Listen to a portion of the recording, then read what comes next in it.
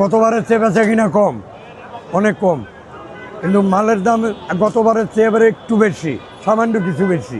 মাল আটকে রয়েছে পড়ে আসতেছে না মাল, কেজিতে 100-150 এরকম। যদি পুড়ে মাল না ছাড়ে তাহলে আর একটু বাড়তে পারে। নায়াসিনামাইড ও স্যালিসাইলিক সমৃদ্ধ লিলি ফেস ওয়াশ যা ফেসের ডেড স্কিন সেল দূর করে দেয় দ্বিগুণ ফাস্টার ব্রাইটেনিং।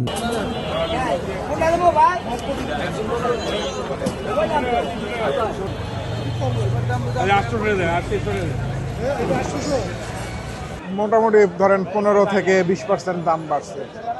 যেটা আপনার 550 টাকা কেজি ছিল ওটা 650 হয়েছে, যেটা আপনার 1050 ছিল এটা 1200 হয়েছে, 700-800 হয়েছে।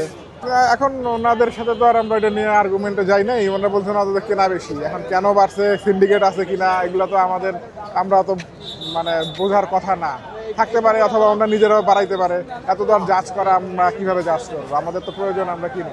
আমরা অবশ্যই চাই যেন সবকিছু যদি দাম বাড়ে, বিশ্ববাজারে যদি দাম বাড়ে, অন্যান্য খরচ বাড়লে সেই ক্ষেত্রে তো আমরা চাই যে একটা লাভ যেন একটা জাস্টিফাইড লাভ হয়, মানে খুব বেশি লাভ না হোক, তাদেরও ব্যবসা করতে হবে, তাদেরও বাঁচতে হবে, কিন্তু লাভটা যেন অতিরিক্ত না হয় এইটা যদি প্রশাসন দেখে, যেন তারা অতিরিক্ত লাভ না করে, এটা অবশ্যই আমরা চাই যে প্রশাসন যেন এটা দেখে।